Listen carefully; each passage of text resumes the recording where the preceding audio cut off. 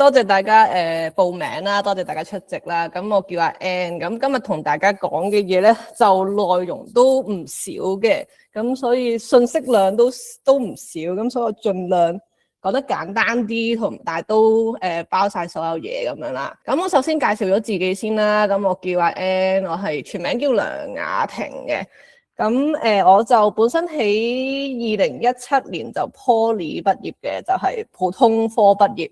咁之後咧就喺 HJ 嘅廣華醫院做咗3年。咁做完3年之後咧，就其實本身諗住去澳洲啦，但係嗰陣時其實我做晒所有考試之後入咗紙申請咧，佢就突然間停晒所有海外申請，因為 Covid 嘅問題。咁所以然後咁啱嗰陣時嘅男朋友係喺美國讀緊書，咁所以就傾完之後就話過嚟想結婚咁樣啦。咁最後咧係結唔成婚咁樣，但係就咁啱又咁啱撞正嗰個香港人避風港政策，所以我就可以留低咁樣嚟做嘢咁樣啦。之後就揾工，其實考咗牌，揾工一段時間，咁係真係攞到嗰個work permit，即係嗰個工作許可證之後，先至開始返工，即係2022年先開始返工。咁依家都做咗4年㗎啦，就做 medical surgical。我以前喺香港係做 medical 嘅咁樣啦。咁即係其實21年我就開始搞牌啊、考試嗰啲，我就發現咧完全揾唔到資料，即係冇中文嘅資料啦，然後英文啲資料都多啲，但係都比較散嘅。咁所以我就決定咗咧，就成立同埋開呢個IG 啊 Facebook， 就係90後護士移民之路咁樣去分享我即係得翻嚟嘅資訊啊，同埋美國護士即係護士點樣可以究竟移民美國咁樣啦。咁今日咧最一開頭會同大家講咗呢個大概美國嘅護士嘅人手啊，同埋整體嗰個發展環境。咁之後會分享少少我嘅個人工作上同埋生活上嘅一啲情況嘅。跟住之後就會同大家大概講下護士可以有咩途徑嚟美國做嘢同埋移民嘅。咁之後就講點樣申請排期需時要幾耐啦。再會同大家講一啲即係我幫個手，然後成功咗嚟到美國或者係等緊綠卡嘅案例。咁再之後咧就會同大家講下究竟有啲咩服務可以提供幫大家嚟美國啦。最後就係有啲問答環節嘅，即係好多人會問啊，會唔會唔缺人手啊？已經其實有啲人話缺，但係已經唔缺，或者係搞完到嚟嘅時候，會唔會已經係唔缺人手咧？咁我就去官方揾啲數據啦。咁其實咧喺註冊護士嚟講咧，講緊全個國家啦，即係依家26年啦。係都講緊爭可能8% 左右嘅人手，8% 係講緊26萬嘅人手啦。美國分大城市同埋一啲唔係大城市，metro 就係大城市 metropolitan 啊，同埋 non-metro 嘅 area 啦。咁大城市相對嚟講咧，因為可能好多人 prefer 大城市生活啊，機會多啲啊，或者係人工高啲，福利好少少咁樣啦。咁所以相對嚟講係冇咁缺嘅。依家可能爭5% 咁樣，就爭13萬咁樣啦。然後喺唔係大城市嘅地方講係爭成25%，都有13萬嘅註冊護士係短缺嘅。咁然後佢有個 projection 係去到2038年啦，呢個講緊係佢成個 trend 咧係會 assume 係會好情況會好啲嘅，但係好啲咧都講緊係會爭人，即係到時可能全國講緊爭10萬個護士啊。然後大城市可能爭4萬幾啊，爭2% 啊，即係相對上叫好少少啦。但係就唔係大城市講緊都爭成11%，即係講緊爭成6萬幾人。呢個講緊係2038年，即係12年之後嘅事，都會爭成全國嚟講都會爭成10萬個護士咯。當然呢個都係全球嘅問題啦。咁美國都有好多 local 即係唔同嘅方法去嘗試去解決呢個問題，就係不斷去諗下點樣 train 多啲護士啊，點樣可以令到啲人留喺呢個行業啊。咁其中一個方法就係其實都行咗好多年㗎啦，就係請外國護士啦。咁通常就係所講用 EB3 綠卡申請佢哋過嚟嘅。然後最主要有啲咩國家嘅護士係嚟咗美國咧，就有菲律賓啦，有啲係尼泊爾啦、非洲都有啲國家嚟咗嘅，咁仲有其他可能中東嗰啲國家都有嚟咁樣啦。跟住然後我就見過數據係美國啦，每6個註冊護士有1個係菲律賓護士咯，所以其實菲律賓嗰個護士出口係對美國嚟講係非常之重要嘅。咁美國做護士有咩機會咧？咁其實美國嘅護士嘅事業發展嗰個方向係比較多元化啦。比較多人講係 nurse practitioner，咁其他國家都可能有嘅。咁你美國嘅 nurse practitioner 嘅制度比較完善。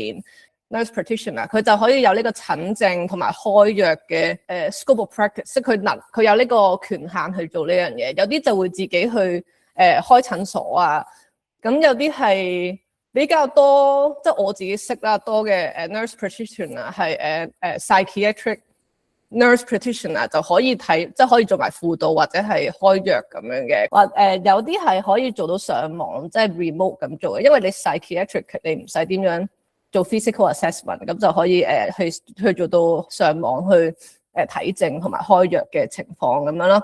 咁然後美國嘅人工咧係真係喺咁多個國家嚟講係叫做差唔多最高。我暫時未諗到有邊個國家係高過美國嘅人工。咁所以其實做護士嚟講喺美國都係穩定嘅職業，同埋你要發展你可以同人競爭都可以去做，即係去做上去行政啊，或者係做其他。我見到有個 post 係叫 nurse science， 跟住做研究咧，或者係制定一啲政策都可以去做嘅咁樣啦。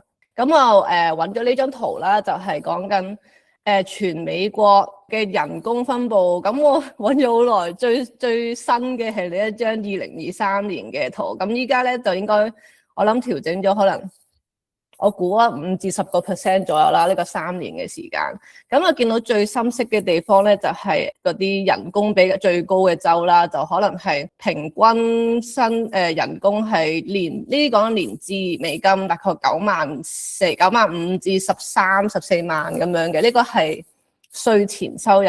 咁你大概當扣完稅之後，實際收入可能冇咗2-3成左右嘅，咁就要視乎你住喺邊個州啦。因為有啲州係冇州嘅收入稅，淨係得聯邦稅嘅啫。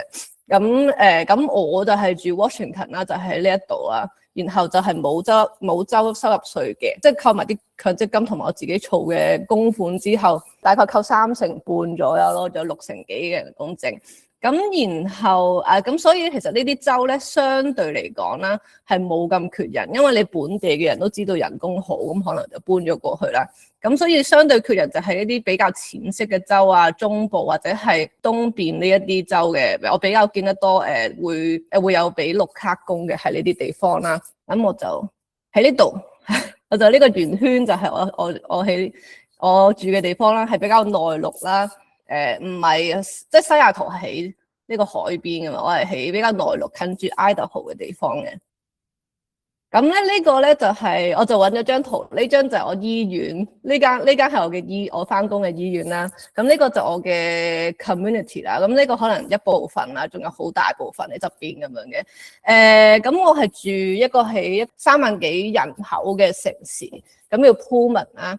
咁我哋嘅醫院叫 Critical Access Hospital， 其實得25張 inpatient 嘅床嘅。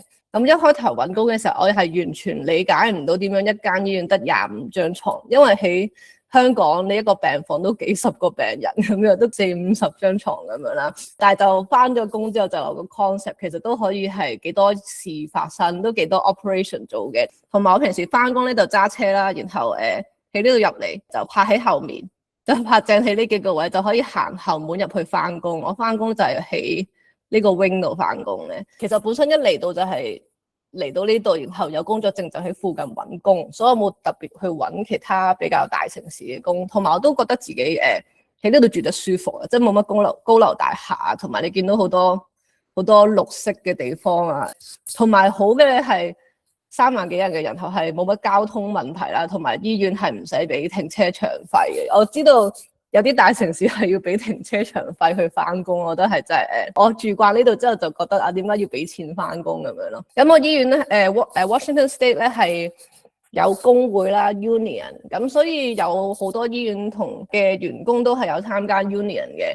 咁 union 就會代表啲員工咧，同醫院去每幾年就 bargain 一次啊，傾下啲薪酬福利啊咁樣嘅。咁然後傾完之後咧，佢哋就會將啲人工啊，或者係成份合約，因為40幾頁嘅合約咧，就放上網係公開嘅。咁華盛頓州係公開啦。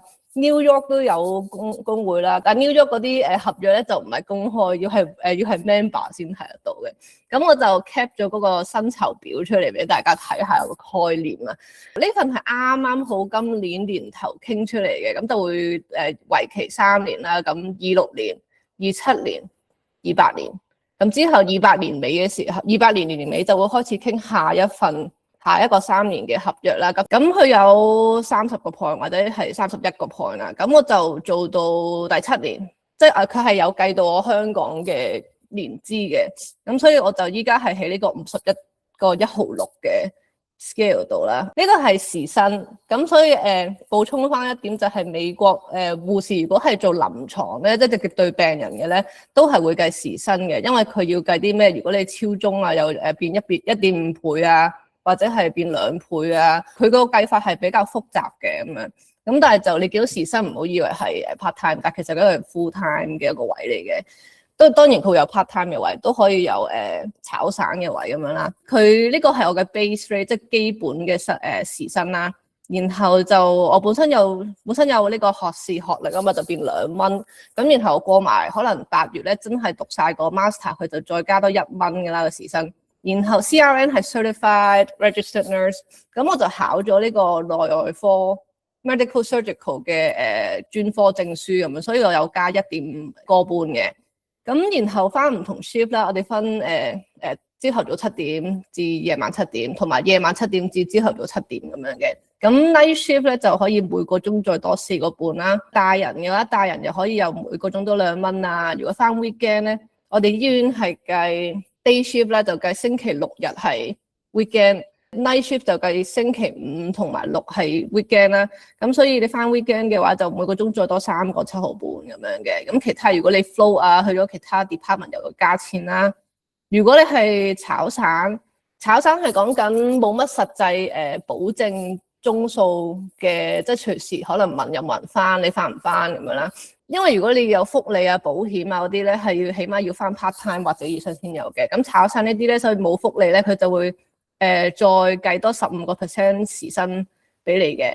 咁我計條數俾你啦。咁我嘅時薪，所以計埋我嘅其他嗰啲differential 啊、premium 咧，依家時薪係講緊就係59個1/6啦。呢個係未計 charge 啊，未計weekend 嘅。即係如果我有時係做翻 weekend。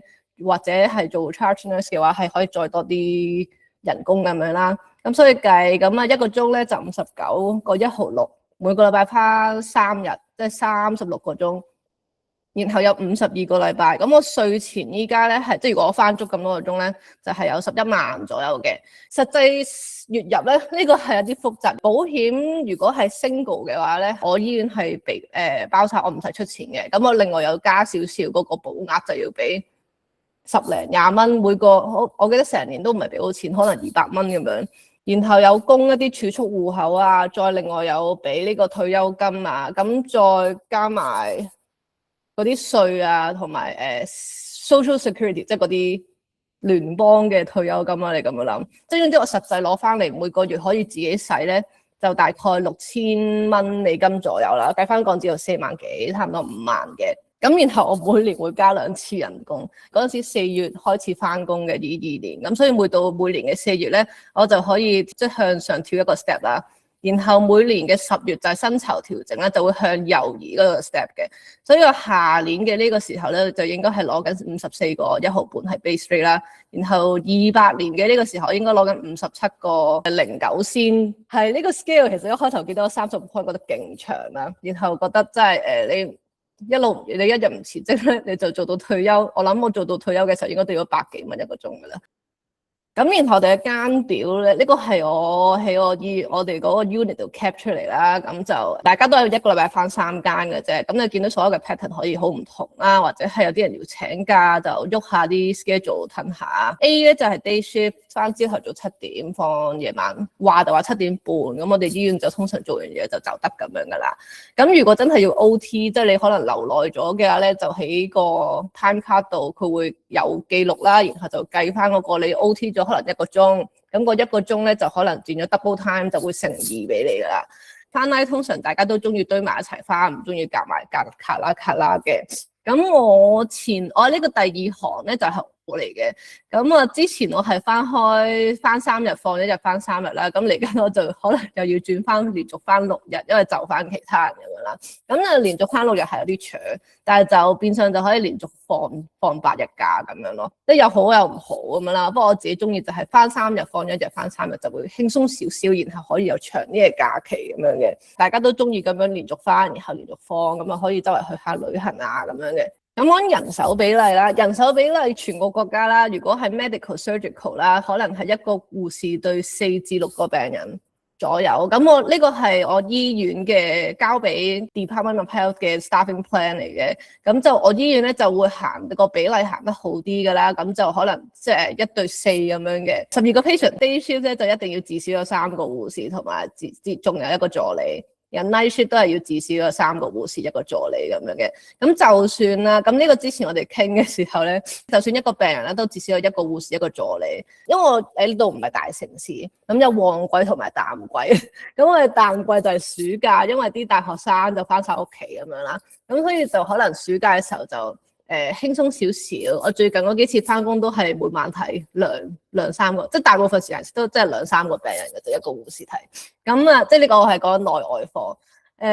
咁然後 ICU 通常係1對1或者1對2，應該好少1對3噶啦。美國1對1就一定係通常 ventilator 都係1對1噶啦。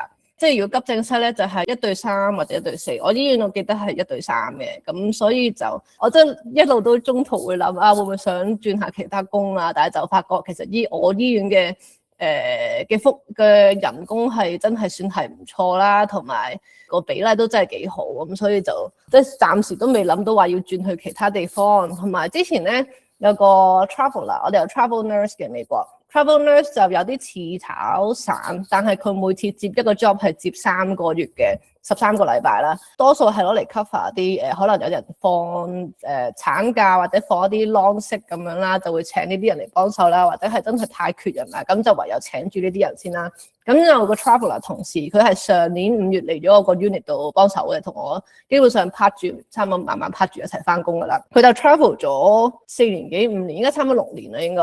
佢係話由2021年開始 travel 嘅，咁就去咗10幾間醫院啦。佢話我哋呢間醫院係佢做過真係最好做、最輕鬆嘅醫院啦，同埋佢喺其他醫院係冇做得多過3個月嘅，佢最後喺我哋呢度做咗1年先走咁樣咯。所以就真係可以見到我哋醫院就係比較輕鬆。呢張相我就係上網揾嘅，因為我就揾唔到個醫院嘅病房相，但係呢張相係比較相近嘅啦，我都見到。咁我哋醫院係基本上 single room， 好多醫院都係 single room 嘅啦。咁有啲可能係 double room， 即係雙人房，2個人瞓一間房啦。咁一間房有張床啦，有個 recliner 啦，有電視啦，有電腦，每間房都有個電腦嘅。咁因為要美國係行electronic health record 啦，所以全部都係要scan 啲藥啊，同埋喺嗰度做 charting 咁樣，好似成個 Excel 咁樣，你要填晒個表啊，然後寫埋啲 notes 咁樣，就係用電腦，所以每間房都會有一部電腦嘅。咁 Cardiac Mon 咧就可能我醫院就可能要 ICU 先有啦，普通病房就冇呢個 Cardiac Mon 嘅。咁然後我醫院仲會有一張梳化喺側邊，可以拆出嚟變成一張床俾屋企人留過夜陪個病人嘅。我醫院有個雪櫃，有個病人雪櫃俾佢哋用啦。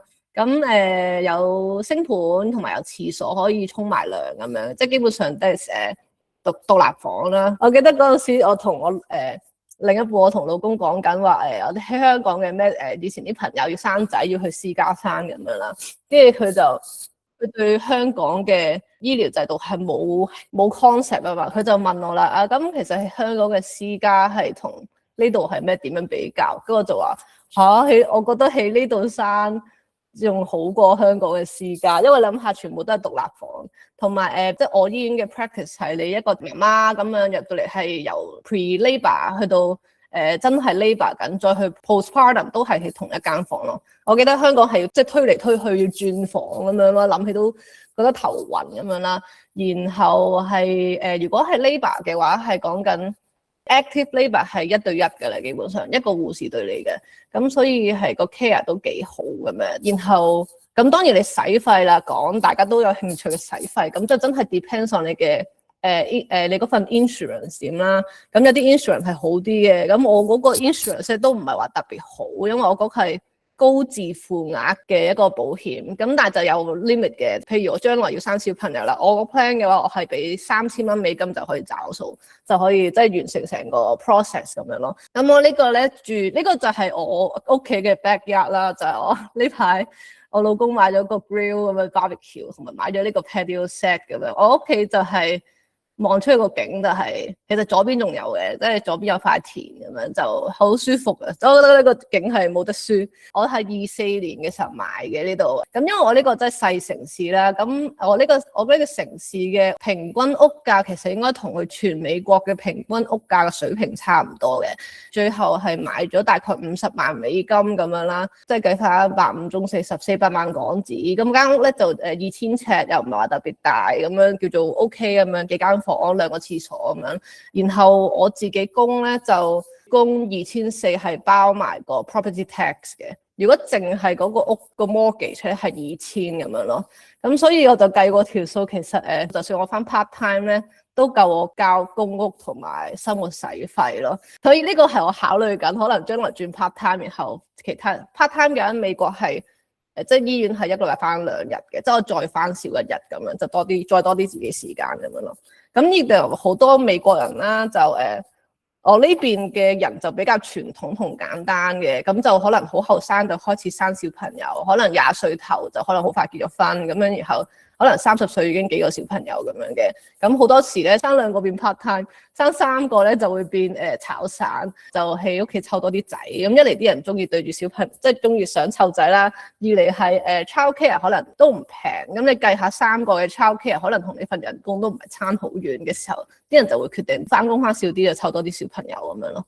跟住嚟就同大家講下呢個有啲咩移民途徑啦。基本上個資格咧，理論上啦，最低要求有個 associate degree 咁樣嘅一個護理嘅學位啦。咁不過市場嘅需求咧，基本上我諗90%嘅僱主，9成半嘅僱主都會係會想揾一個有bachelor degree 嘅一個註冊護士嘅，有資源同埋有呢個能力去 plan 去請外國人咧，係通常係醫院嘅。咁醫院就會要求呢個有係仲要講緊現職，即係唔係講你5年前做過醫院，唔係講緊你上年做過醫院，依家轉咗 clinic 咁樣，佢係想揾一啲真係會做醫院嘅人啦。咁咧佢哋會係想至少做咗2年。仲要係繼續做緊嘅一啲護士，咁比較多需求咧，就會係 medical surgical 啊、ICU、急症室都有、OT 都有、產房都有要求。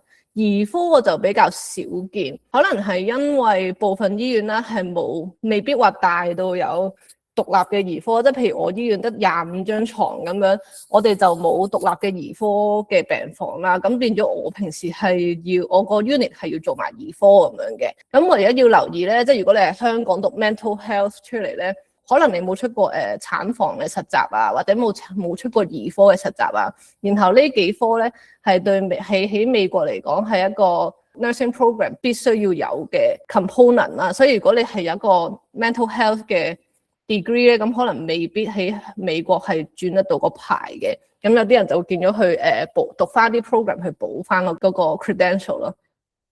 咁啊，基本上我哋最 ultimately 咧係最終係上到呢個 EB3，係一個工作綠卡嚟嘅。佢 EB 係 stand for employment base 啦，3係講緊第3個類別，佢有5個類別嘅。佢第一 EB1 咧就係嗰啲超級叻啊、傑出人才啊，譬如你頂尖嘅國家隊運動員啊呢啲啊咁樣嘅程度去攞啦。然後 EB2 係講緊比較高技術人士，可以係醫生，可以係你做研究，有好多做過好多研究去發佈過好多人引用啊呢啲嘅功能，或者係如果係 nurse practitioner 咧都可以行 EB2 嘅。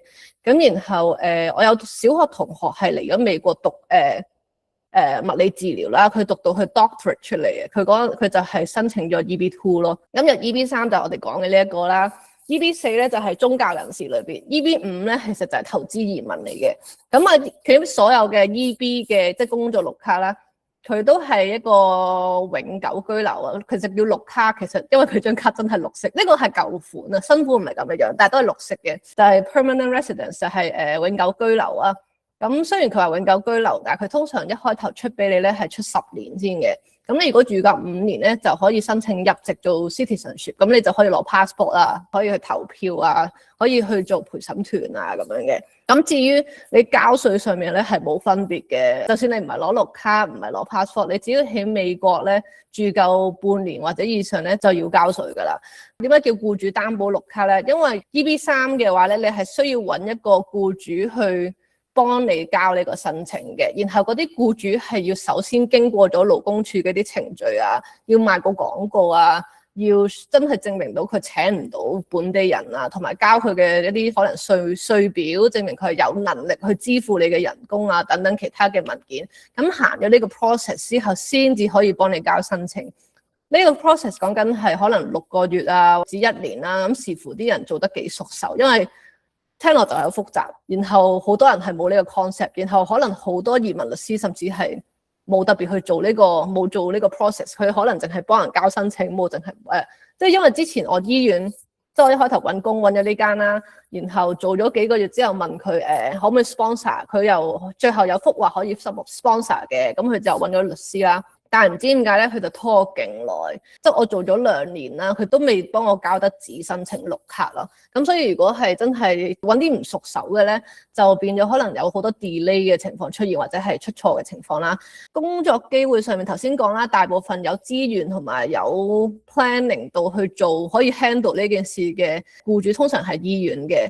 咁啊，如果你本身咧唔係做緊，即係如果你依家唔係做緊醫院啊，或者係冇諗住做醫院咧，咁就可能有好少數嘅老人院嘅工作機會啦，或者係佢哋叫 long term care， 佢又唔係真係叫 nursing home 嘅，即係可能包所有要long term medical care， 可能係本身係 cerebral palsy 嗰啲嘅 facility 啦，咁嗰啲機會都會有，但係我諗可能係即係可能我接觸過係20-30間嘅專做呢啲 sponsorship 嘅公司啦，或者係 agency 啦，得1間2間係會做 long term care 咯，跟住暫時即係我諗得到，我揾到2間之後都暫時仲未揾到其他係會做long term care 嘅 sponsorship 嘅。咁然後通常啦，佢幫你申請張綠卡，但係佢又唔會話要求你要成世喺度打工嘅咁樣，佢就話通常可能你嚟做2至3年，即係佢合約期間唔同啦。我一般見到係2至3年啦，2年都比較少，可能見過2年半至3年係比較多嘅咁樣。咁你做完呢個合約之後咧，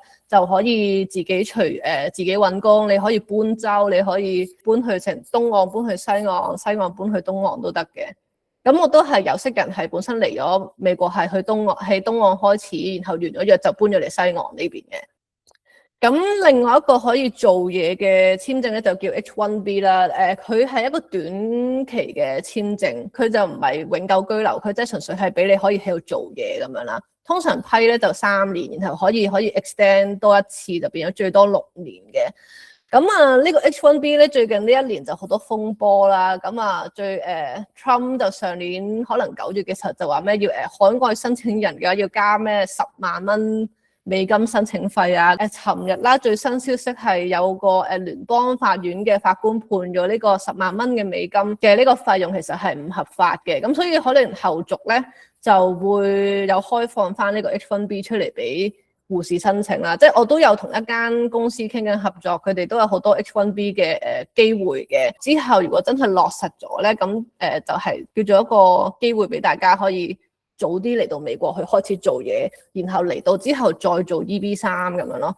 咁有H1B 主流咧係要抽籤，因為佢每年有限額嘅。佢有一 part 咧係唔使抽籤嘅，只要你係有合資格啦，譬如個僱主係一個非牟利機構啦，然後係同呢個大學啊或者 higher education 係有合作啊，即係可能係一個 teaching hospital 咁樣，或者係有做 research 嘅 hospital 啦。然後嗰間醫院係要求你 RN 係一定有 degree 嘅話咧，就可以做呢個免抽籤嘅 H1B， 係全年可以申請。然後你文件齊嘅話咧，佢又幫你加快，基本上可以90日內可以批出，同埋你可以已經嚟得到美國㗎啦。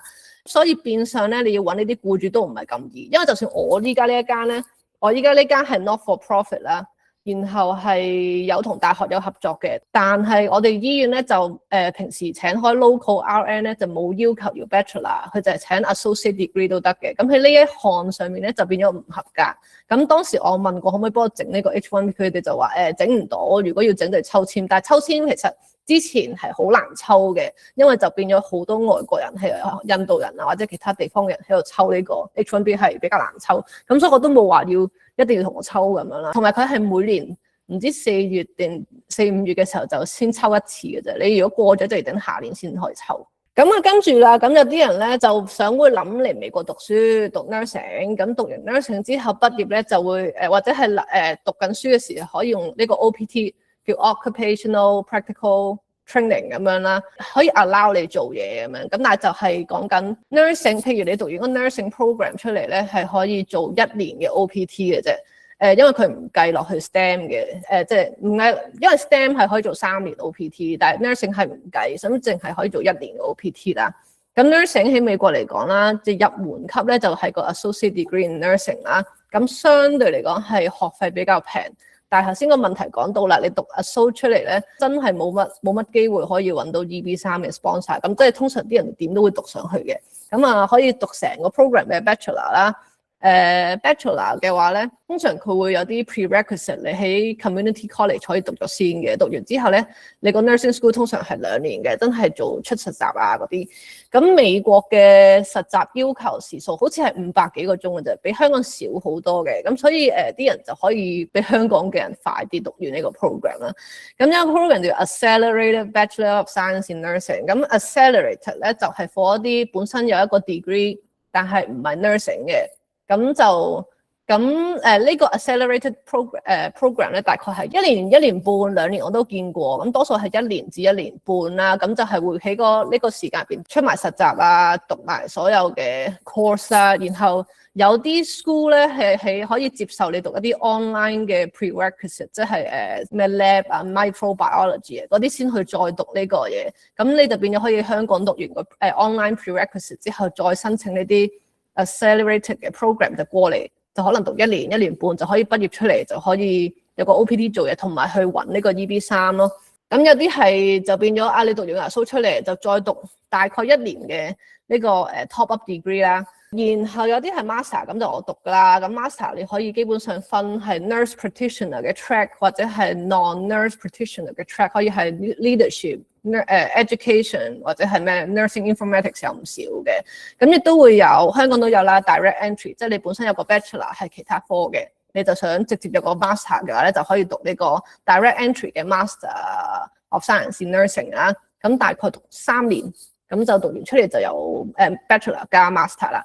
咁美國再讀上去咧，就有呢個 DNP Doctor of Nursing Practice， 呢個係比較多人讀同埋比較 practical 嘅一個 course 咧，就大概讀2至3年就得嘅。主要都係做一個實際嘅 project，你去搞一個 program 出嚟啊，或者係做一啲 clinical improvement 嘅嘢啦。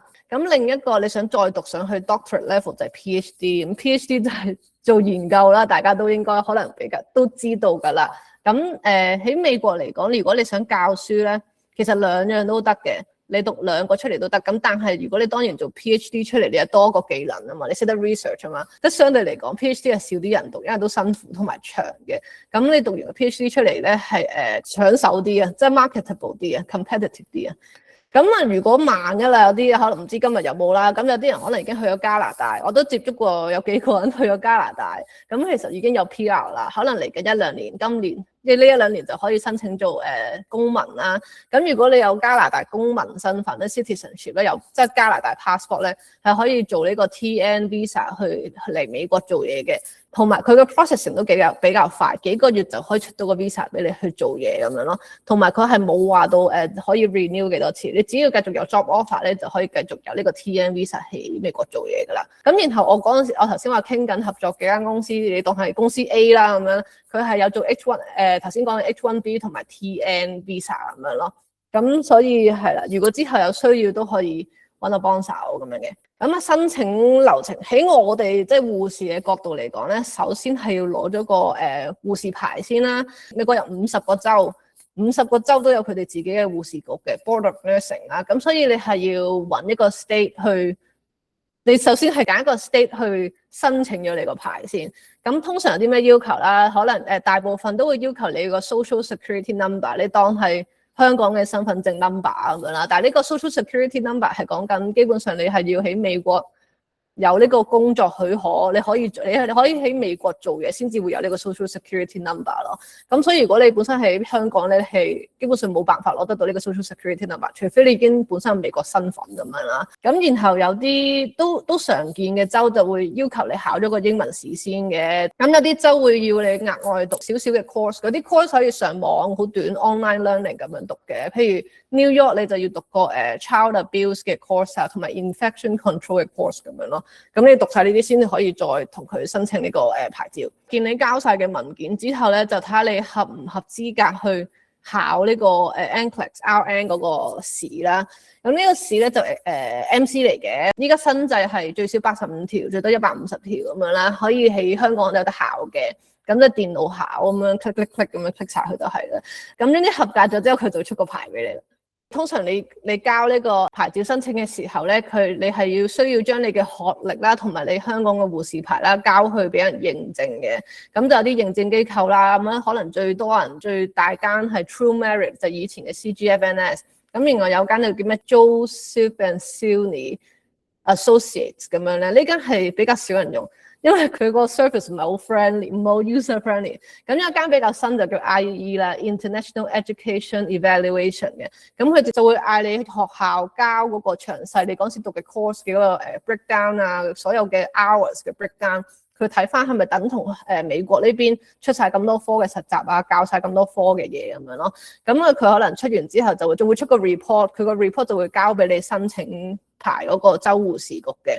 咁我哋呢啲都有同呢個 IEE 有合作嘅，因為我自己以前行咧就 True Merit 啊嘛，然後我就唔係好 like， 因為佢好多 delay 同埋其實我諗有用過嘅人都唔係好中意 True Merit， 咁所以我就決定咗去揾呢個 IEE 合作啦。咁佢就所有嘢都係網上處理，同埋佢哋承諾咧就會係好快就會有出到報告俾你，可能1-2個禮拜、2-3個禮拜就一定會出到報告俾你咁樣咯。如果經我哋即係有合作啦，咁就我哋會有特別一個 portal 可以去 log in 咁樣，就有優惠價咁樣嘅。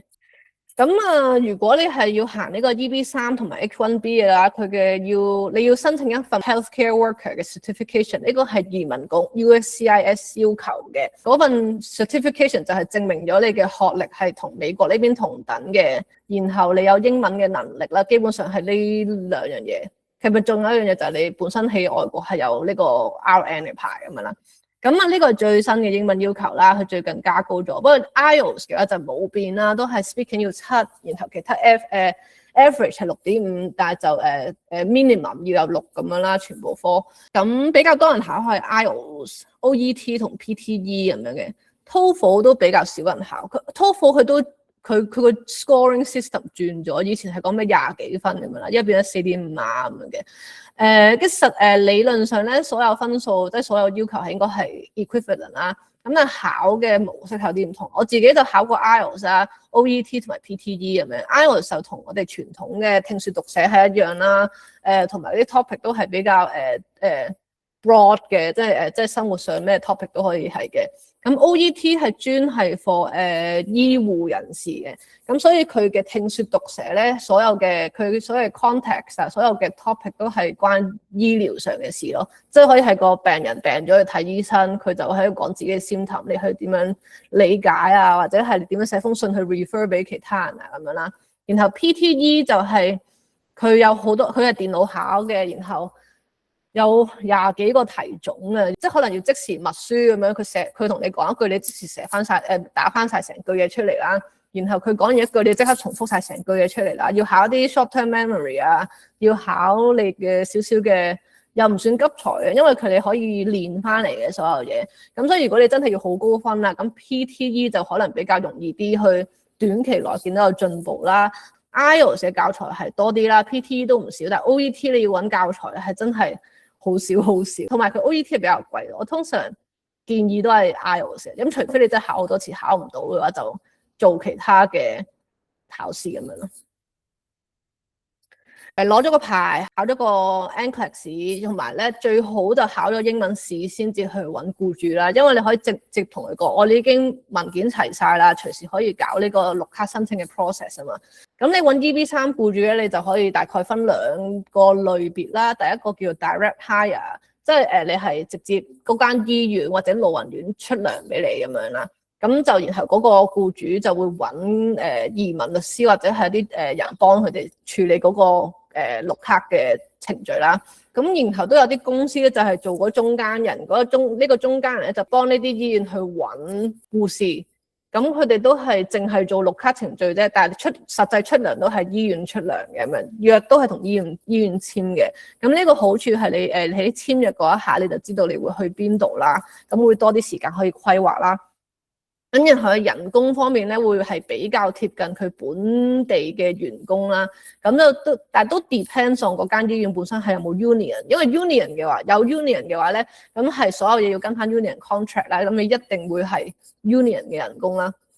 但係我都比較少聽 direct hire 係真係有 union 嘅醫院。咁所以如果冇 union 咧，其實佢可能內部有個 scale， 或者有啲直情係冇 scale， 你要去自己bargain，但係如果你係作為一個外國人，你基本上冇乜 bargaining power， 因為你要 bargain，佢咪會請第二個唔使 bargain 嘅人咯。即係如果嚟到 local 嘅時候，你就可以多啲 bargaining power， 就話我就想拗得個人工高翻少少咁樣嘅。呢個係之後嘅事啦。咁但係佢福利就基本上會同本地員工係差唔多咁樣嘅啦。咁但係咧佢限制咧就係因為依家綠卡申請講緊都係2年至3年嘅時間啦。咁你作為一個醫院，你好難去 predict， 即係你就算係你做生意，你都 predict 唔到出年你要請幾多人咁樣講真。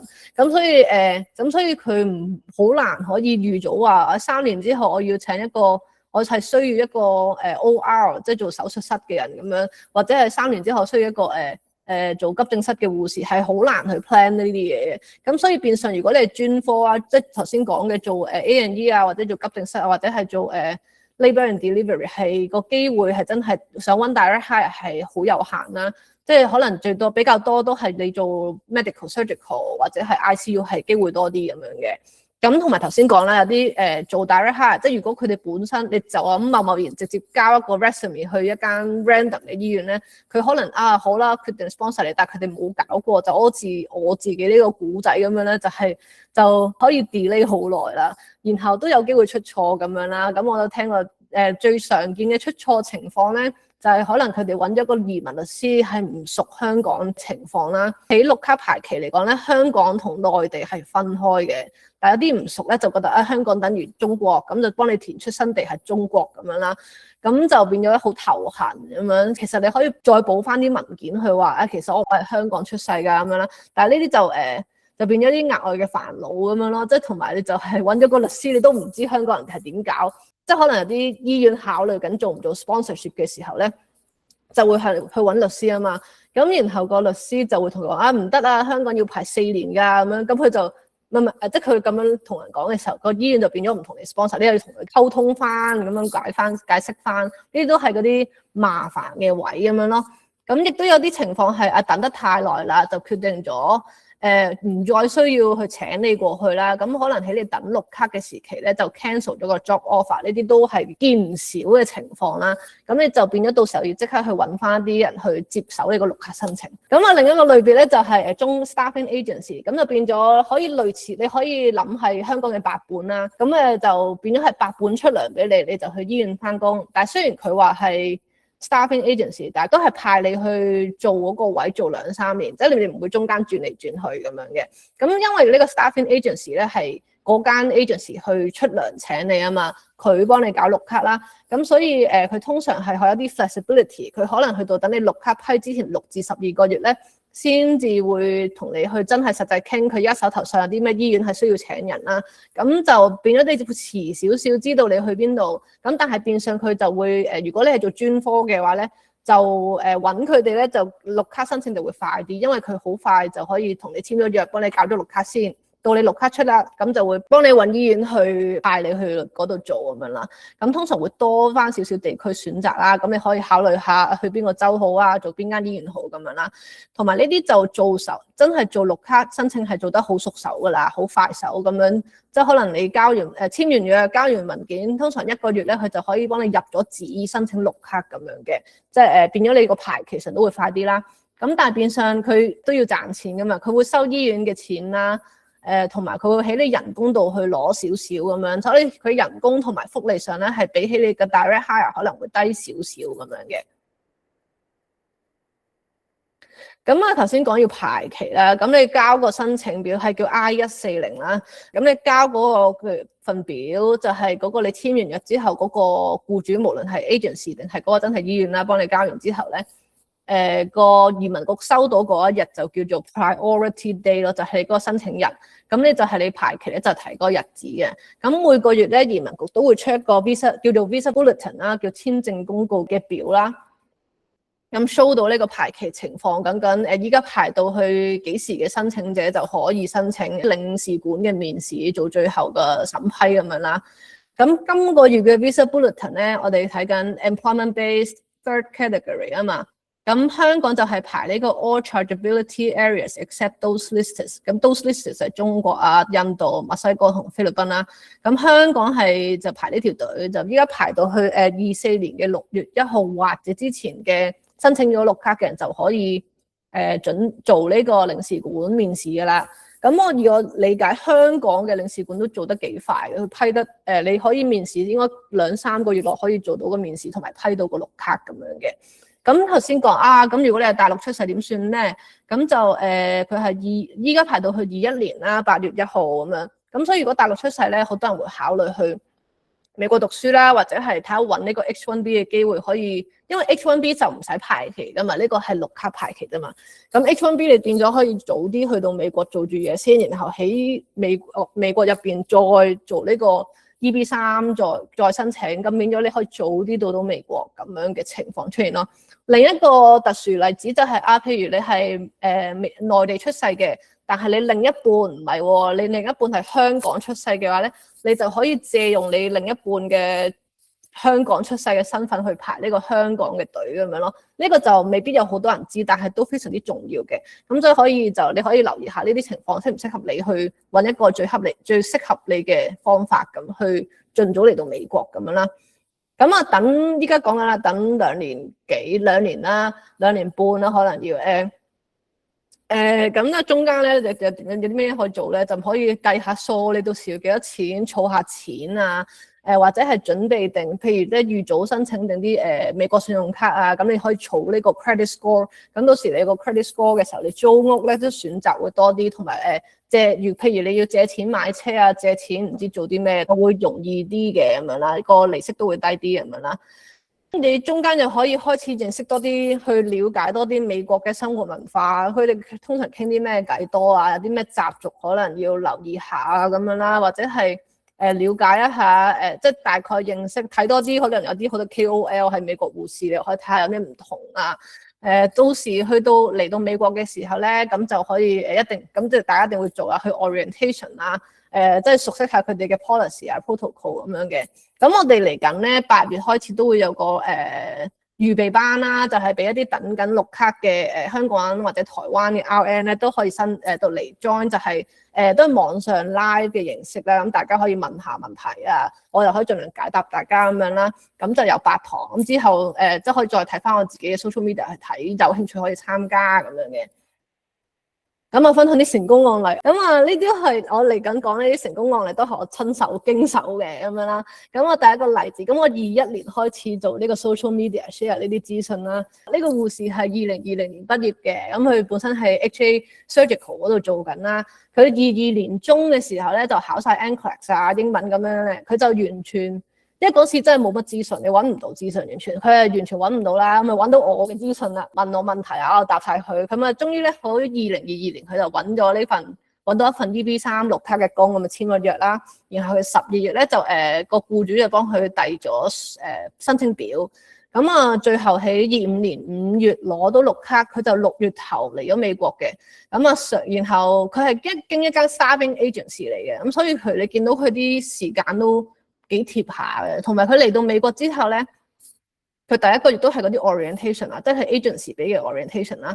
咁然後7月已經開工。咁通常如果你係經呢啲 agency 嚟咧，或者係一啲好熟手嘅公司嚟咧，佢就好快就可以開工啦。咁所以啲人問我要帶幾錢嚟咧，基本上你預嘅錢係就係買車咯。我覺得買車係最緊要嗰嚿錢啦，同埋租其實你通常係1個月按金，同埋然後就1個月租金咁樣就可以住噶啦。呢度就唔會話你交1年做冇人咁做嘅，咁啊就變咗你好快可以開工。然後美國係通常係每2個禮拜出1次糧，咁所以你個 cash flow 咧應該唔會有好大嘅問題咁樣嘅。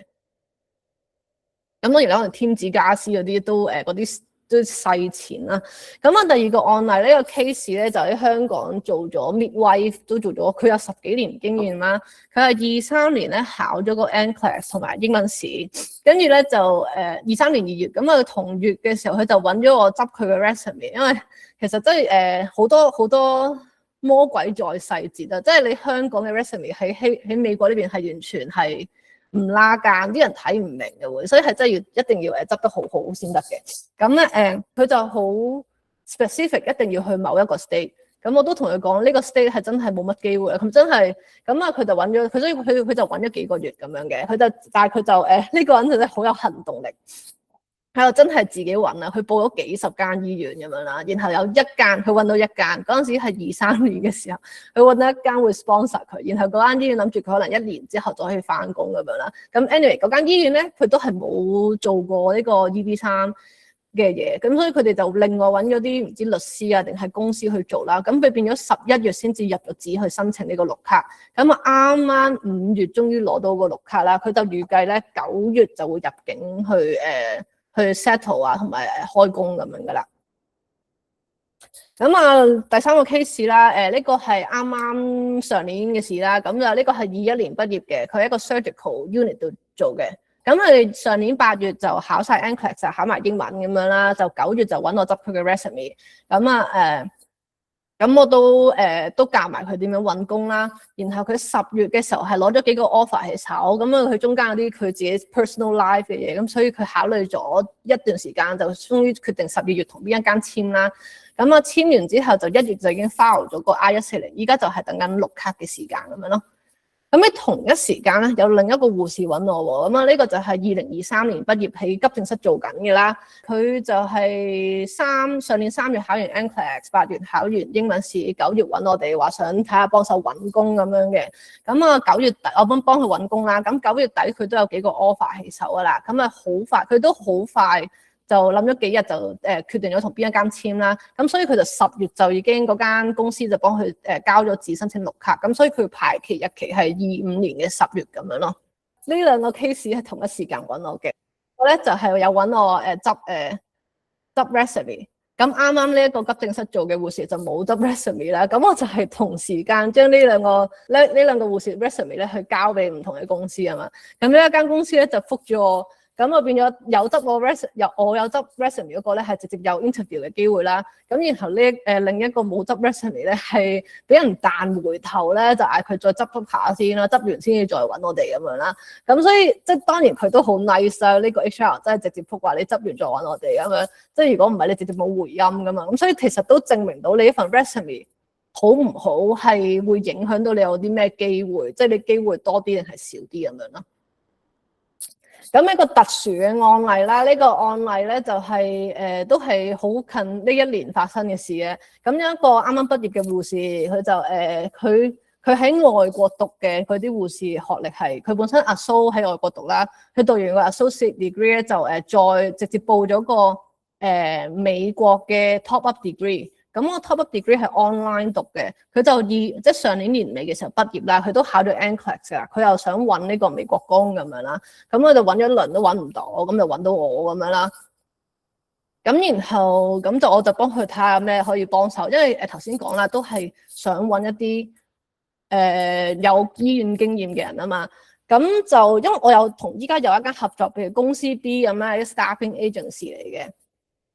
咁佢本身我就 send 啲佢嘅 resume， 佢本身都冇乜回音咁樣啦。咁我咁啱嗰陣時要本身都會同個 director 去食飯去見面咁樣嘅，咁我再提起呢件事啦。佢就話基本上咧佢哋嘅 client 即係佢哋醫院咧，一係就要求有醫院經驗，一係就有個美國 degree。咁我就話呢個護士有美國 degree 喎，搞唔搞到啊？即係如果佢可能考慮其他途徑嘅話，跟住佢話都可以嘅。咁所以就即係咁樣傾完之後咧，都花咗一段時間大家溝通啦。咁就咁呢個護士都願意去嚟美國讀一個 master degree。咁呢個 master degree 讀2年係可以，呢個一個特別嘅 program 嚟嘅。咁平時一啲留學生係唔可以做嘢噶嘛，即係讀書嘅時間，但係呢個 program 係容許，即係佢本身 curriculum 嘅要求上係要你做嘢嘅，咁所以呢個佢就可以讀呢個 program，然後 full time 做嘢，咁所以佢哋就傾話佢嚟到美國開學之後咧，就會幫佢揾 EB3嘅工咁樣咯。咁就呢啲係呢個比較特殊嘅 pathway 啦。咁當然可能你冇個 offer 起手就出發，係可能大家會有啲唔安樂或者係 uncertain， 但係就真係我覺得路係要真係你要願意去行嘅時候會多好多機會，因為真係如果你本身已經喺美國讀緊書嘅話，係多好多 EB3嘅機會嘅。你比起你去外國去揾係比較多機會，同埋多啲空間可以去同人傾咁，因為你可以好快就返到工啊嘛，唔係等你2年啊嘛。咁所以佢嚟緊咧。佢啱啱5月就話收咗佢啦，咁樣就學校收咗佢，咁10月就會去開學咁樣啦。開學之後其實佢可以一開學就可以就可以返工噶啦咁樣。咁我就問答環節之前咧，就想分享呢個 case。呢個係我喺 LinkedIn 嘅時候見到，呢個叫阿 Paul 嘅護士啦。佢係菲律賓嘅一個護士嚟嘅。你見到後面呢啲大字，啲美國人好興啊，好多啲字母啦，就係講緊佢有啲咩學歷啊。咁 DNP 頭先講係讀咗博士出嚟啦，然後 APRN 即係 nurse practitioner 啦，佢係一個 family medicine 嘅 nurse practitioner certified， 咁樣佢又攞咗呢個急症室專科護士嘅證書啦，然後有2個 fellowship 嘅2個 society 嘅 fellowship 啦。咁啊啱啱呢個月咧，佢本身係 Texas 嘅 Houston 嗰度做嘢嘅。咁佢係攞咗獎，佢攞咗 state 嗰啲honorary 嘅獎咁樣。其實我見佢嘅 profile 都幾勁咁樣啦。佢依家又係做呢個海外即係 Society of Internationally Educated Nurses 嗰個嘅 president， 即係佢係一個協會嘅主席啊。咁佢話咧，其實佢當年係2017年嚟到美國啦，咁其實嚟咗9年啦，就讀晒呢啲嘢啊，咁樣做咗好多事啦。但係當時係喺菲律賓等咗9年，差唔多10年先至可以嚟得到美國。即係佢個綠卡個 process， 即係可能中間發生好多事啊，咩事咁樣，但係佢等咗9年、10年嘅時間先嚟到美國。但係佢就喺嚟咗美國之後，可能9年、10年已經 achieve 咗咁多嘢咯。即係可能大家覺得啊，可能嚟美國要搞好耐啊，咁值唔值啊？冇即係想俾個故仔，大家 example 睇一下，就係即係後面你嚟到，可能等嘅時間唔係話你今年就即刻搞，即刻嚟到咁樣，可能等一段時間。但係嚟到之後，你之後嘅發展係可以去到，即係你基本上你有嗰個行動力，你就可以去 achieve 到你想 achieve 嘅嘢咯。咁啊，最後少少講就係咩 service 啦。咁我就如果你係想了解多啲你實際個 pathway 可以點行啊，或者係我就有啲 one-to-one coaching 嘅咁樣啦。然後你就話，我聽落去好複雜啊，唔想自己搞，我就可以幫你去做埋後面搞個牌啊，幫你教埋你點樣考試啊，考試咩唔識溫書咩唔識又可以揾我啊，執 resume 都揾我啦，或者係interview 你想 prepare 下又得啊。或者係你真係揾工揾唔到啊，要我幫手嘅話咧，都可以幫手。咁你到時有唔同嘅 offer 喺手，你想知道有咩邊個 offer 好啲啊，或者係邊個 state， 可能佢到時有3個 state 俾你揀咁樣，你又唔係好知點樣去睇啲物價，我又可以幫你去睇究竟嗰度啲租金幾多啊，啲使費幾多啊，稅有幾多啊，咁即係俾你知道多啲資訊，可以做個更加informed 嘅 decision 啦。同埋我哋有頭先講嘅，可能有啲預備班啊，或者係你到步1年之內咧有啲咩問題，即係可能搞個車牌搞唔到啊，或者係或者啲嘢壞咗要點樣揾人整啊，即係呢啲咁嘅我都可以即係可以問我都會答咁樣嘅，或者係你可以即係完全唔想㗎，完全冇呢個心力去搞成個 process 咧，都有一條龍服務幫你由頭跟到尾咁樣嘅。好，問答時間，大家有咩問題呢？咁啊，有條問題我喺 IG 收到啦，有 Q&A 喎。我咁我問下呢條先，你嗰邊 dressing 重唔重，算唔算重視？咁唔到個 patient 喺 primary healthcare 係咁彈，美國嗰邊洗傷口麻麻。dressing 嘅話，我嚟咗美國之後咧，真係冇做過 wet dressing，即係香港啲開晒 set 啊，咁樣又用晒鉗係冇嘅。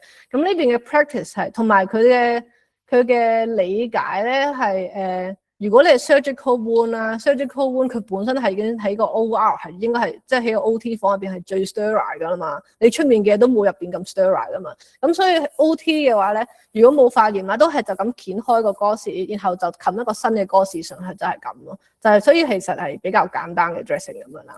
即係如果佢係即係一啲嚴重啲嘅 wound 嘅話咧。係會有 wound nurse 睇啦，或者係即係研究下係點樣洗，咁都會開到好多唔同嘅 dressing materials 嘅。咁我都會發現係呢邊嘅人讀書，即係佢哋嘅 dressing materials 嘅理解唔係個個都好深厚啊，真係即係可能大家都唔知啲 dressing material 點啊，即係嚟嚟去都會冚塊 foam 上去咁樣黐喺個 pat pat 度咁樣啦。即係唔係好 specialize， 即係當然你可以讀個 wound care certificate 嘅咁樣啦。係啦，但係如果真係嚴重起上嚟，有啲 wound 我都常見。可能我醫院係我喺廣華時候係做cardiac ward 嘅，咁所以就唔係見好多好特別嘅 dressing 啦。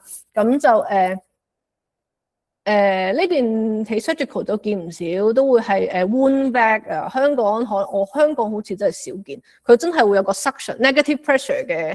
wound dressing 咁樣，嗰啲都可以做到好 detail，都會 outpatient follow up 嘅。咁可能香港你有見過就見過啦，冇見過就你 search 下會知大概係咩，都好複雜嘅 dressing 嚟嘅。好，揾到跟住呢度有條問題咧，係喺香港移民過去做嘢嘅人多唔多？佢哋出路係點？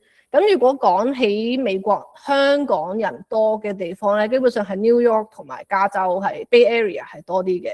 咁但係我就聽過有人係即係揾 New York 香港人多，但係都比較散嘅，即係好多唔同嘅圈子咁樣就。其實美國啦同埋北美啦，其實其他國家都有。就總之幾年前咧，有人成立咗 Hong Kong Community Centre 咁樣，有啲係真係會社區中心咁樣，每個禮拜有活動啊、打波啊咁樣嘅。咁你問我多唔多？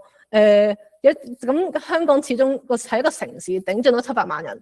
咁人哋嗰啲菲律賓咁樣係咁多人，佢菲律賓就變咗個社群就好龐大。咁你同呢啲比咧，香港就唔係好多。咁但係香港人嚟咗美國嘅都唔少嘅。咁我自己住呢度咁偏啦，都識到啲香港人嘅咁樣，即係識到幾個咁樣咯。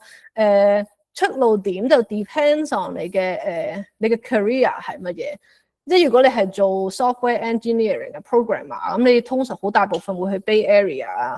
即係但係如果你平時普通工嘅話，其實你即係睇下你去邊度做嘢。咁大城市機會一定會係多啲嘅咁樣咯。美國嘅話，即係你即係譬如我住你即係譬如假設啦，你住得偏啲，我都唔算住得最偏啊。即係再偏啲，你可以住啲幾千人嘅鎮仔啊，千幾人嘅鎮仔都得嘅。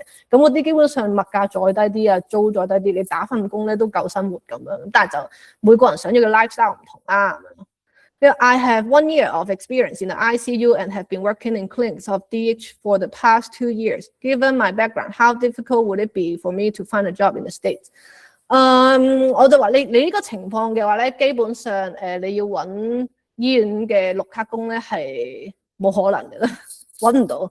但係就就有老人院嘅工咯，即係如果你唔介意係一開頭份工係做老人院辛苦啲，就可能個 ratio 比較大，都係會有嘅。咁但係就可能福利冇咁好，就人工低啲咁樣咯。就呢個就係即係可為，即係你如果係呢個 background 嘅話，就呢個係你嘅 option 咯。想問下嗰個最後個 case master program 係可以幫你成為nurse practitioner 嘛？個 master 幾多錢？要有咩資格先讀得？咁個 master program 係唔係 nurse practitioner 嘅 track 嚟嘅？你可以揀嘅 concentration 係 education 或者 leadership。咁要做都係 project 啦，搞啲 program 咁樣啦。咁但係如果你讀完呢個 master 之後咧，就可以讀一啲 postgrad 嘅 certificate， 做一個 MP， 即係補翻啲實習鐘數同埋補翻嗰啲pharmacology 啊嗰啲科嚟嘅。個 master 要幾多錢？呢個 master 係我就望過大概3萬左右美金，3.12萬啦左右嘅美金嘅。即係如果啦。有咩資格？如果你有個 bachelor， 本身有個 bachelor of degree， science in nursing 嘅 degree 咧，就可以去報讀噶啦。你要考英文試嘅，但係佢英文個要求冇嗰個移民個要求咁高嘅，即係 speaking 冇話要7咁樣嘅。同埋應該係要有個 RN 牌，你要攞得到美國 RN 牌先得嘅。即係譬如你本身已經係個 general 嘅nursing 嘅有 RN 牌就得啦。master 幾多錢？大概3萬幾。我想講嘅係咧。我合作嗰間公司 B 啦，即係如果同佢做嘢咧，佢係可以 sponsor 4成嘅學費咁樣嘅，即係打個6折咁樣啦，佢就會直接幫你交學費，就唔使經理手咁樣嘅。好，如果未畢業嚟緊有興趣去美國做，又冇經驗做，想 direct hire， 係咪冇咩成功例子？另外想問做嘅嘢係咪同香港差唔多？冇經驗咧，係真係揾唔到醫院工噶啦，除非即係好似頭先講特別 case 咧，係有一個美國 degree 嘅，咁可能可以幫你傾，即係都要傾。即係如果你貿然走去報咧，係基本上冇經驗係 direct hire， 真係冇成功例子。咁除非你係喺美國，你已經喺美國入邊，你讀完一個 program 出嚟，可以F1 學生身份加個 OPT， 咁就會多好多機會咯。呢個就係好多外國人係嚟美國讀 nursing 嘅一個 path， 就佢哋喺你美國讀完之後即刻揾工咁樣咯。如果本身有小朋友 RN 移民申請過程會唔會再耐啲？其實係冇分別嘅，只不過係你到時交綠卡申請嘅時候咧，一齊交個申請。咁係呢個工作綠卡咧係可以包你個配偶同埋21歲以下嘅未婚子女。咁呢個係計批綠卡時候嘅歲數嚟計嘅，咁所以申請係照一樣咁樣做法嘅啫。True Merit 個申請係咪好難搞？因為要搞到先可以考 NCLEX。我覺得最麻煩嘅係咧，佢唔係好 responsive。我嗰陣時申請咧，其實啲文件齊晒，佢都冇同我批，即係完全冇 update 啊！我好似等咗6個月先至打去問，打完去問之後唔知過2日就批咗咁樣咯。想問多啲關於認證服務 IE 嘅申請步驟，有咩要注意？跟住係咪要揾學校幫手？係咁申請程序咧，你無論揾邊一間嘅認證機構啦，基本上都係差唔多，大同小異。你都係要揾學校交文件，同埋揾Nursing Council Hong Kong 嚟交文件去嗰度嘅。咁叫唔叫幫手？就係全部都係要咁樣做噶啦。咁 IE 好嘅，如果係經我哋搞啦，咁係有個 portal 係你可以直接 log in，然後我可以睇得到你個 process 點樣，我可以提你咁樣咯。想問下，如果喺香港做咗10年 NICU 去到美國容唔容易去翻 NICU 做？都會有位。NICU 可能要staffing agency 會多啲位，我direct hire 比較少 NICU， 即係同埋如果有得 NICU 嘅醫院都應該唔會太細咯。但係到呢個前提係你係仲現職做緊 NICU 咯，即係如果你講緊已經冇做啦，咁就去翻頭先嗰個問題就係，你如果依家唔係做緊醫院或唔係做緊呢個 setting 嘅話咧，係好難去揾工嘅。有問題 I'm currently working in a hemodialysis unit in Canada. Background with 10+ year Hong Kong nursing care and 1.5 year medical unit. PR application in process. If I still have no Canada PR yet, the best choice would be applying EB3. Is it difficult to find job in hemodialysis with EB3? Thanks. 呢個如果係 inpatient 咧就好易揾，呢個缺人。但係 hemodialysis 缺人，但係就可能 staffing agency 會易啲，就比較少 direct hire 見到。美國係咪一定要 med surg 一齊做？因為我淨係做 medical 做咗10年 ，surgical 真係唔熟。要睇下醫院有幾大，醫院大嘅話 medical 同 surgical 會分開嘅。咁我嗰時喺香港都係做 medical 嘅啫，但係我發現來咁我所以嚟到先學 surgical 都唔係太難嘅，即係其實我反而依家做耐咗，覺得 surgical 仲簡單啲。同埋我記得我嗰時咧唔想做喺香港唔想做 surgical 嘅原因係有好多 checklist 要對啊嘛，要成張 list 要對，我都好大壓力啦對我嚟講。但係嚟到呢度咧所有嘢係 e-document 啦，然後你唔使執 lab result， 所有啲 lab result 喺晒電腦入邊啦。所以基本上你淨係同佢 check 係咪 NPO 咗啊，同埋係咪簽咗 consent 啊。即係呢啲之後咧，然後 OR 嗰邊我醫院啦，我唔知其他出面點啦。我呢邊咧 OR 嗰啲護士過嚟再同佢對一次 make sure 所有嘢齊晒啊，然後醫生會做晒 marking 咁樣嘅。咁所以我依家做落就反而覺得surgical 都唔係好難，或者喺呢個情況之下。係 post-op 嘅 observation 都係嗰啲咯。個 master 會喺邊個州啊？咁呢個 master 嘅特別嘅點咧，就會係因為咧你要有一個 F1 嘅 status， 即係你要可以攞到呢個學生簽證咧。首先個 program 唔可以係 full online 嘅，咁所以佢會係要求你有少少 in person 嘅 portion 啦，或者係你有 in person 嘅 portion。咁啊呢個 program 都好多年歷史嘅，咁佢就有3個 campus， 佢嘅要求係每一個 sem， 佢有1年有3個 sem 啦，每一個 sem 要去個 campus 上一次堂，係一個 weekend 咁樣嘅。我記得有 Wisconsin、Kansas， 一個 Arizona 呢3個州。咁你睇下到時你係，因為佢一個 sem 先要上一次堂，咁可以其實你到時住第二個州上堂嘅時候飛過去上都得嘅。Working as an APN in subacute hospital medical department right now in AJ. Now planning to have IELTS and NCLEX. Want to work in Hawaii. What should I do next? Hawaii 以我所知係冇乜綠卡 sponsor 嘅機會嘅，咁你可能就要考慮下由其他州開始啦，睇下你到時係想揾同subacute嘅話，佢應該都會計你係 medical 嘅，因為香港嘅醫院嘅 scale 其實好大嘅，真係好大，所以即係間間都成1000張床啊，幾百張床，其實喺美國嚟講都係大醫院嚟㗎啦。所以你睇下你係要揾邊一個州申請咗個牌先咯。你睇下你想考咗 IELTS 先定係 NCLEX 先咯。咁所以呢個你可以再 PM 即係再揾我book 時間問，咁我就可以成個 plan 講晒俾你聽咁樣啦。Working in HA oncology for 3 years. We're gonna work in Washington DC. Is it hard to get opportunities? DC 我就比較少聽到。我揾翻個地圖出嚟先。但係 Washington DC 附近啲州係會都多嘅。因為譬如我頭先講第一個成功案例啦，佢係去咗 Connecticut。咁啊，佢就揾咗 Connecticut 啦，跟 Connecticut 呢度啦，喺 New York 隔離嘅。咁如果你係想揾 DC 啊？我要揾個 DC 我都唔好知 DC 好似喺呢度附近，喺 Virginia 附近。咁啊 Maryland 我都有聽過嘅，Virginia、Pennsylvania 都會有間唔時有機會嘅。即係如果你係揾下啲附近嘅州 ，New Jersey 有機會嘅，我都聽過唔少嘅。咁所以可能一開頭你會揾附近嗰啲先咯。而你所知 ，Nikhil 喺 California 缺唔缺 nurse？我淨係知道咧，加州咧即係競爭好大，就算你係 local 有 experience， 揾工都要揾一段時間。就算係本地人啦，喺加州讀完書出嚟啦，讀完nursing出嚟咧揾工都，我見到一個 KOL share 佢揾咗8個月先揾到工咁樣嘅。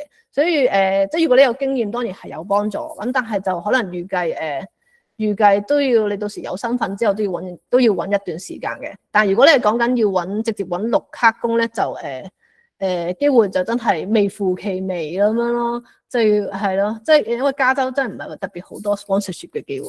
咁當然你係即係頭先講，即係有啲人係可能係其他州開始完咗約之後就去翻佢哋想去嘅州咁樣咯。嗰個因為我聽過個 case， 佢本身 New York 嚟咗啦，做咗一段時間，好似做。一開頭份工係老人院嘅，因為佢嗰時得佢就係揾到老人院嘅工咁樣。咁佢嚟到美國，佢搬咗去加州咧，都揾咗好似3-4個月先至揾到工。有計劃去 Wisconsin， 難唔難揾工？如果你係經 agency 嘅話就 OK 嘅，都同埋就要睇翻你個背景喺邊。即係如果你個背景係已經喺 HA 做緊嘢嘅話咧，就一定會係容易啲揾工。同埋你揾工咧，真係一期期你同埋你睇下你報嘅時候嗰一期有啲咩位真係。如果係 staffing agency，佢會盡量安排你去你想去嘅州或者係附近咁樣咯。Wisconsin 係啦，係啦，呢個真係要去到時嗰個階段，你嗰一期有啲咩工先會知。Iowa 我知 Iowa 有工嘅，Illinois 有時都有工咁樣嘅。咁啊，完之前咧，咁啊，如果你真係好想有個好 specific 嘅一啲，或者係個初步嘅資格評估咧，就可以去呢個免費評估啦，喺我個網嗰度嘅，咁樣就填咗份表，我之後會覆翻你啊，你呢個情況可以簡單呢個 pathway 可以點樣行啦。如果你想即係再 one on one 咁樣傾嘅話，都可以上個網嗰度俾完錢之後，我會再同你約時間去傾咁樣嘅。多謝大家出席咁樣都得，多謝大家支持。咁啊，如果都祝大家可以順順利利啊。好啦，如果冇問題嘅話咧，就今日係咁先啦。多謝大家，好，拜拜。